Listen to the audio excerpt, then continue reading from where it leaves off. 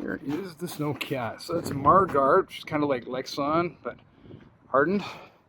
With a 50 inches curved light bar. Our high beams are set up on the outside ones of these, and the inside are low beams. All of our attachments. This is our blade. This creates about a 3 to 4 foot tall spiraling pillow. Gets a lot of snow off the road relatively easily.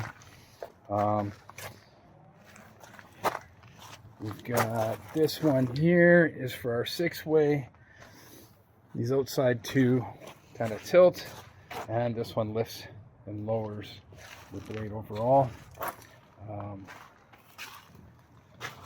This is one of the brand new tracks, and as you can see, the mezzanine kind of looks like it disassembles here on the front component, but the rear mezzanine is relatively permanent. A guy could probably modify that if he wanted to. For us, we didn't want to get into the structural components of it. The only reason we were interested in reducing our width was primarily for transport, which for us, for $100 a year, we get an over width permit. As you can see, the blade lines up nicely with the mezzanine anyways. The 10-foot blade works pretty good with the 8-foot wide track. As you're turning and stuff like that, you get enough blade coverage to make sure that your tracks stay on the groomed area. We'll just hop up here. The whole thing is painted with spray galv, so it's 95% zinc, which we do annually, and that way we don't have to deal with any decomposition as a result of salt on the roads. Cuts down on our corrosion. We get into the console here. Lots of viewable surface area of the blade, good visibility, stereo up top. This is our primary joystick for all of our hydraulics.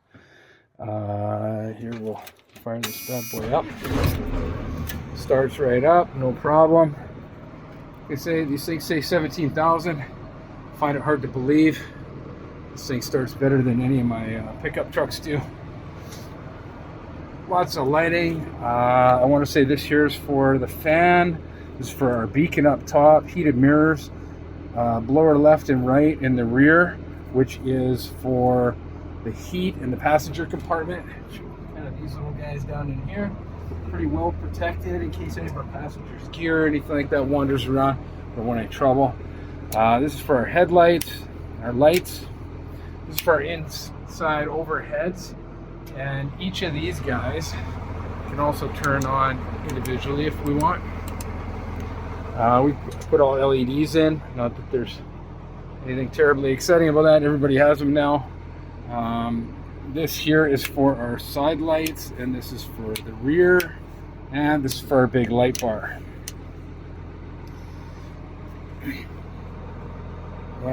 These here are for our heaters, which are hard to see in this light.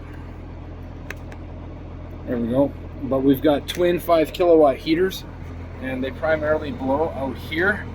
And basically the idea is we're taking cold air from outside, heating it up, and drying it out as we do so.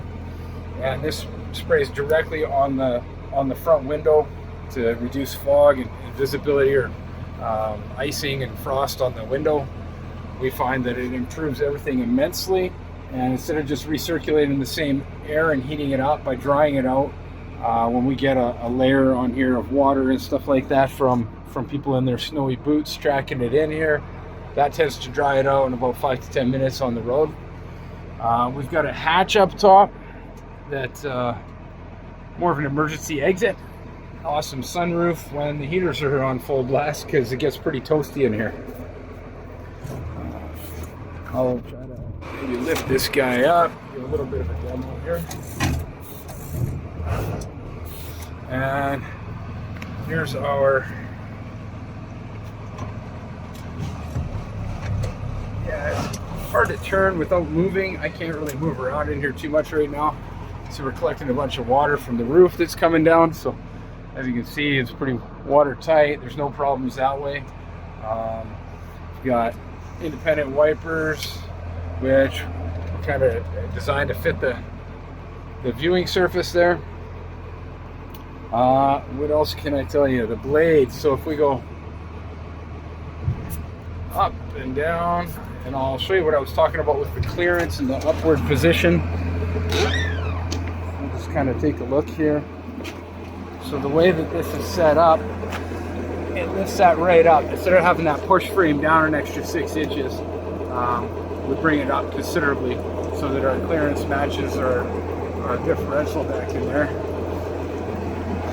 which is handy if you're trying to climb banks or cross over an ice berm where somebody's plowed the road or something along those lines. We find ourselves in that position on a pretty regular basis. All of our peripheral lights here, Hellfires, they're all pretty good at staying unfrosted as a result of the heat that they generate.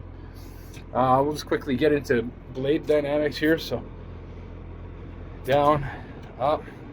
If you hold the button and push to the left, we can twist back and forward. So that's kind of our 6-way. And we can spin this way, left and right.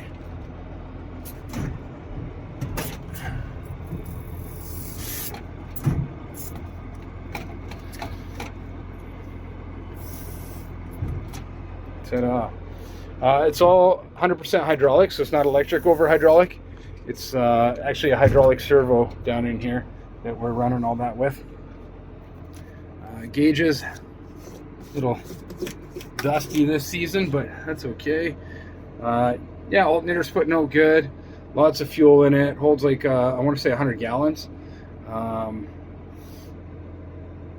Oil pressure's good, and temperature's not quite up to temperature yet. We'll let it run for a while. Noisy doors. There's the 4 seats in the back out of the Mercedes Sprinter. We got an extra 3 seats as well. We just weren't sure where to put it in here. If the guy had a need, we'd throw those in too. Back here, we've got the battery compartment in that engine.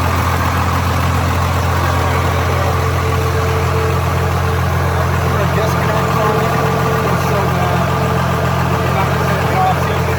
Just try and save ourselves a couple $100 in batteries every year. Around here, we've got large fuel tank. So that kind of lost it there when I jumped down. Anyway, 100-gallon fuel tank. Here we've got our 2-inch receiver for pulling attachments, drag, whatever you want, and also a rope drag, just for hauling guys out or whatever you need. This one here with the rubber tracks and the airbag suspension makes for a pretty comfy ride. Again, we talked about, we put the Torsen differentials on the Dana 80 carriers in there. Pretty standard stuff. We got ours from Eaton. It's the beauty of the Tuckers. Everything's pretty much designed to be simple and robust, and aftermarket parts are in abundance. We still deal with Dan Eckelman over at Tucker for any parts that you might need or anything like that. We bought a brand new track when we started and just replaced the worst one and kept it as a spare. Nothing wrong with these tracks, so after running it for a bit, you probably got 5-10 years. I wouldn't be surprised before you got to worry about it. What else do we got here? All our bogies, wheels, all of our drive cogs, everything's in pretty good shape. Undercarriage wise, we got a nice belly pan cover. Probably don't need it. Builds a lot of heat. We typically, when we're running, even in cold weather, we usually got the flaps open on the engine compartment just to get some extra ventilation. In the back here, this is kind of where we keep all of our emergency gear. We try not to let any of our passengers utilize it, so we got enough snowshoes for 8 people there and a bunch of other gear.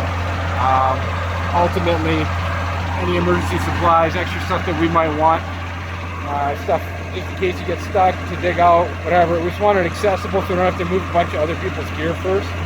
Kind of let them store their stuff on the mezzanine or in the passenger compartment. It's kind of our deal. And plenty of storage on the roof if the guy wanted to use it. Tons of real estate there. We typically didn't. Most of the time, we're just taking a handful of guys on to work on generators or something along those lines. The way this funky little setup here works, these 2 guys here are the draws for our heaters up front, right on the side there. They run all the way down, and then our fuel pump and fuel lines for the engine. Over here, We got our bug juice, and this one here is our hydraulic fluid. And we threw in this hydraulic cooler, which is kind of handy when you're working it really hard. Cummins 12-3 engine, pretty straightforward. Our Vickers pump is down there. There's not much to that. They're pretty standard. We'll provide you with all the documentation on the 13 gallon per minute upgrade we did. Most of this stuff is pretty stock, and we have the original build sheet right from Tucker that identifies type of alternator and most of the major components that they used in the build. I'll point out that the rest of this area here, we've got a nice stainless steel console, and that's pretty much all there is to tell you about it. NB core sound system works pretty good. Not spectacular, it's not a nightclub, but gives you some tunes when you're on the road. And that's about her. There's the air pressure for the airbags, and again the passenger vent that keeps this window nice and clear when you're transporting. We've also got some lights that fit in these holes that go up top. We covered them over and don't use them, only as a result of our height limitations for Transport Canada when we are on our big truck here. We do obviously a lot of moving around, the type of work that we do. So this is what we've typically been using, is this guy here. It's got great tires on it. They're in mint condition. We haven't really chained up since we bought these. They're amazing. We keep chains on board and everything though, just in case. Mostly for DOT than anything else. Truck's also for sale. I'm not sure if you're interested. Tandem N14 Cummins. I don't want to advertise it as the best truck in the world, but for this application we liked it. It has a 2-foot sleeper. You can keep our lunches and stuff like that in there, and some of our gear, so that we don't have to strap everything down. We're responsible to DOT when they stop us and ask us why our luggage isn't tied down enough or something like that. And that's pretty much her. It just about sums it up. We've got some documentation for any of the changes that we made, modifications. We kind of kept it to a minimum, tried to keep it as stock as possible. We included some of these little marker lights here, and the idea was that we could just plug this thing in to our truck when we're transporting, and we've already got markers on board, so we don't have to keep any on the truck or deal with temporary ones that seem to not want to work when you want them to. This thing is pretty much good to go. Air dryer for the airbag system. I want to say all of our hydraulics are on quick attachments, so if I want to reconfigure or change the way this thing works up here or replace it with something else, the options are there. If you had some attachment that you want to run in an emergency or some sort of working device that you wanted to implement, it wouldn't be too hard to get a couple of attachments and hook it up. Back here somewhere, I want to say that there's some air lines. I don't think any of these are hydraulic, and we've never used them. We have no need for air. We've pretty much gone all digital in the way of any of our tools or peripherals are all kind of on the Milwaukee platform at this point. And that's pretty much her. We added some 7000T to the bottom of this thing just to make sure that we weren't warping blades or anything like that if we get into anything rough or you find a piece of frozen ground underneath the snow, which on occasion happened to one of us in one of our other machines a number of years ago. So preemptively we just kind of threw that on there. And if you have any other questions, just let me know. Cheers.